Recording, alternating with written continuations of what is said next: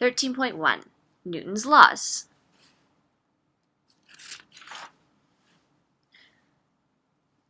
Newton's three laws of motion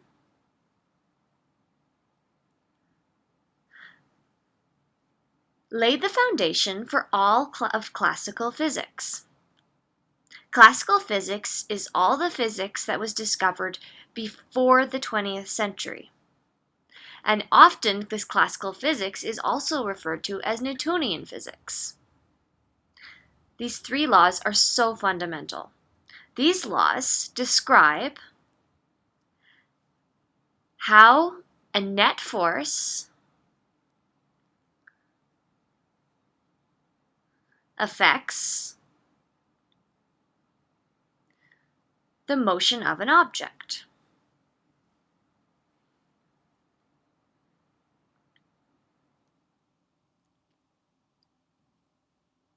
We'll start with Newton's first law.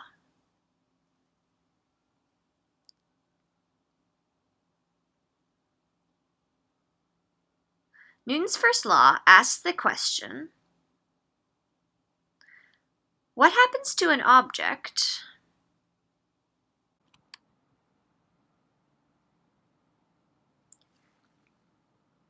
if there is no net force acting on it?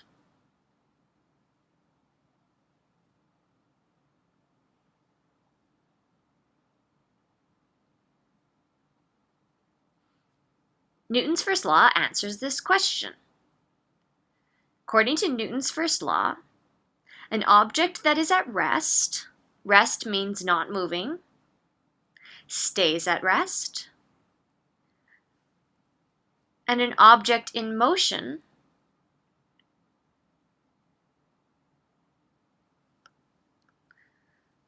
will stay in motion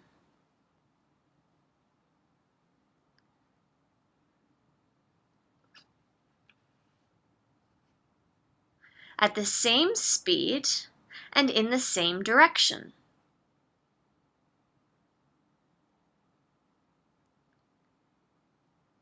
Unless acted on by an unbalanced force, or a net force.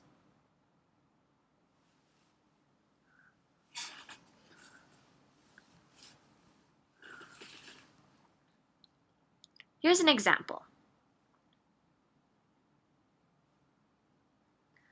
An object experiences an applied force to the right. The force of friction is equal to the applied force, but in the opposite direction. Because of this, the net force is F applied minus force of friction is 0 newtons. There's no net force. This means that the velocity could be 0 meters per second, or the object could have a velocity as long as it's a constant velocity. The object could be at rest, if it was already at rest before the force was applied, or it would stay in motion at that constant speed.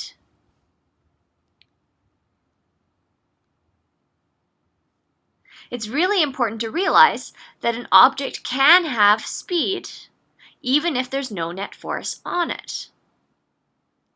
An object could be in motion even if no net force is causing it to move.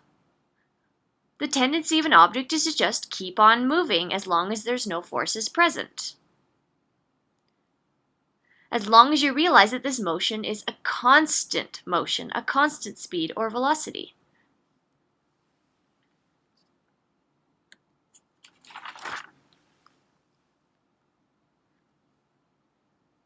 Newton's second law allows us to do calculations involving forces. Newton's second law answers the question,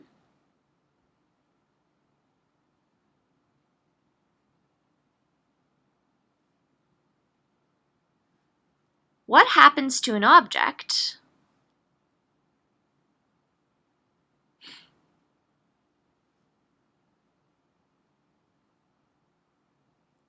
if a net force acts on it?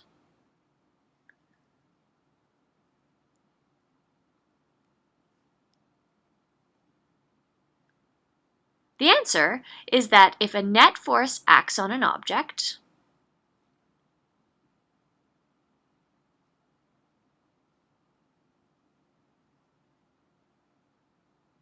the object will accelerate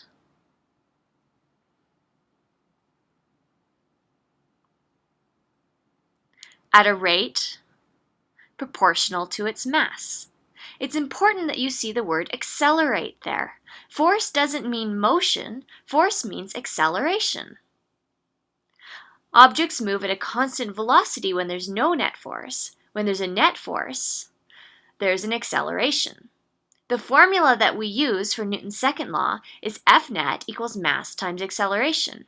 We can find the acceleration by calculating acceleration equals F net divided by mass. This is the formula for Newton's second law.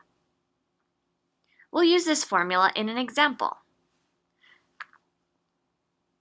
An elevator has a weight of 7,000 newtons. The tension in the elevator cable, this is the cable that pulls it, keeping it from falling, is 5,000 newtons. What is the acceleration of the elevator?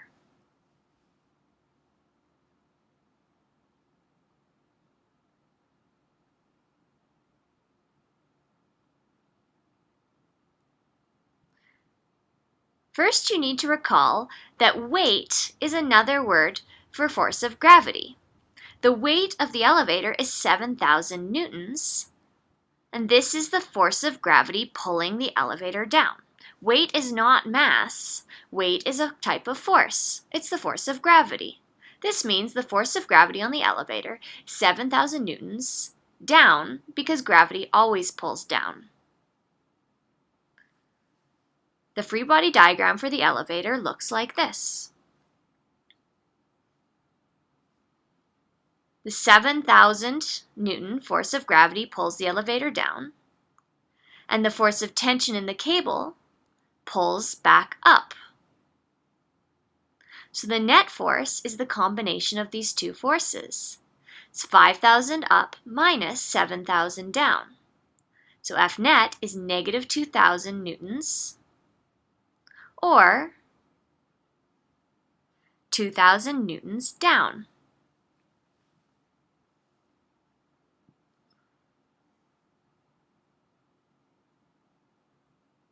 The acceleration of the elevator will be F net divided by mass. This is the rearranged version of Newton's second law.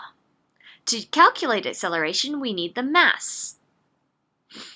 And it's not 7,000. 7,000 is the weight, which is measured in newtons. To find the mass, we remember that force of gravity equals mass times acceleration, and in this case, the special acceleration we use is the acceleration due to gravity.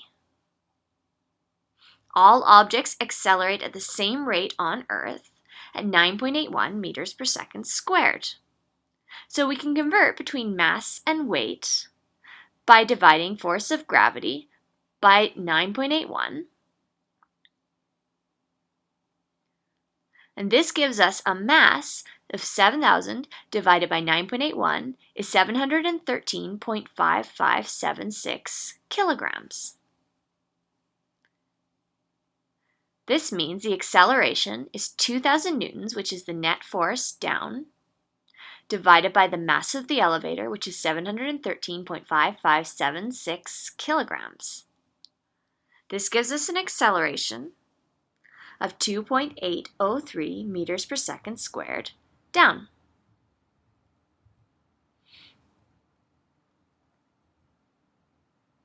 Before talking about Newton's third law, we first need to discuss the idea of inertia.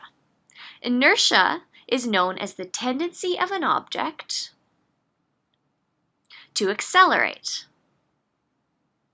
That is, to change its motion.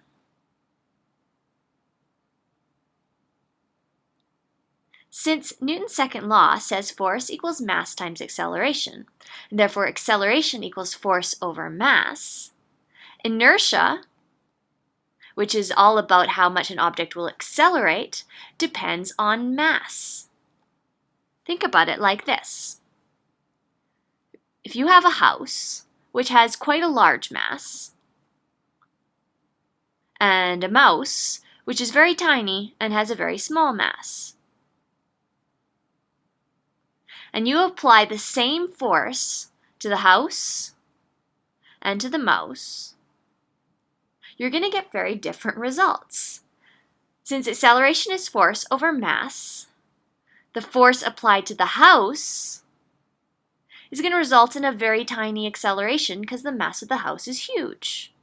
The acceleration of the mouse will probably be quite a large acceleration in comparison because the mouse is very tiny. What this means is that larger masses have larger inertia or more inertia. It's harder to accelerate a larger object.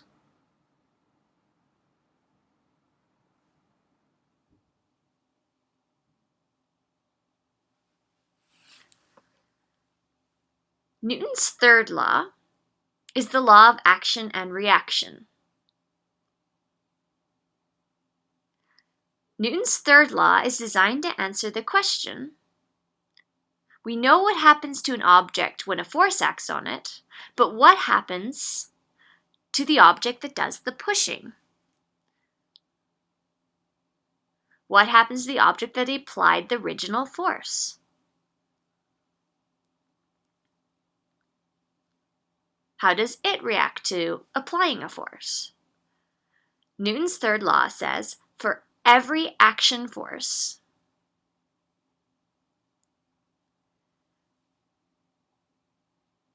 there is an equal reaction force.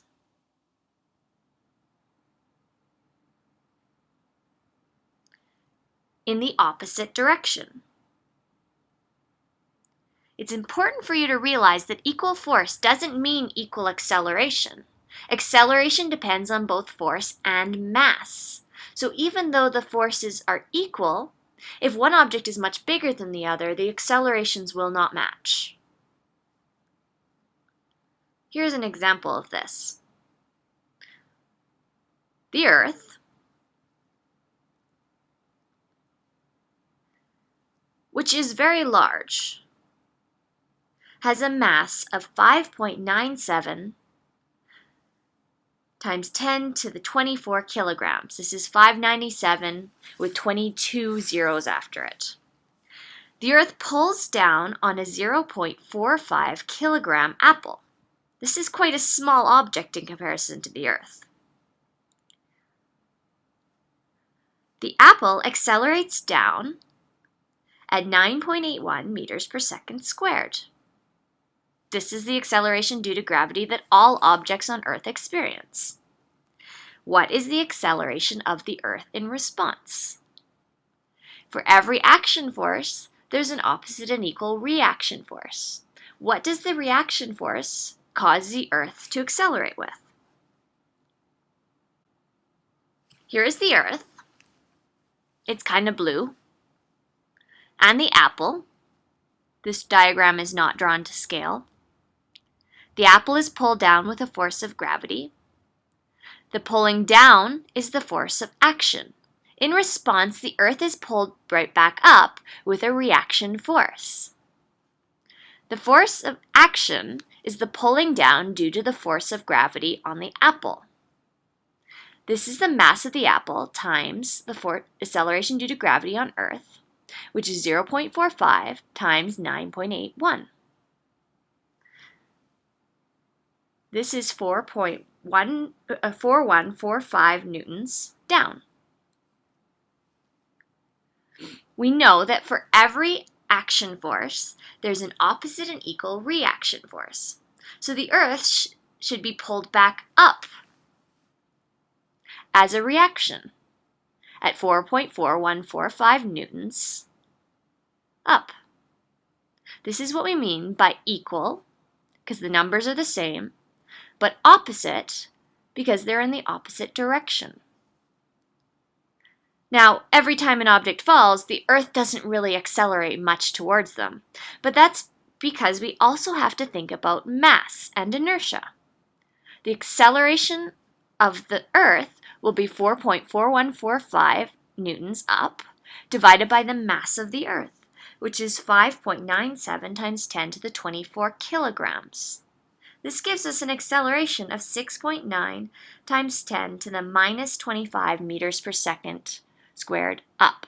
So small, it's hardly even noticed. And chances are there's another apple on the other side of the Earth pulling the exact same amount, so the Earth doesn't even end up moving. The Earth has much, much greater inertia than the apple because it's so very much, much larger.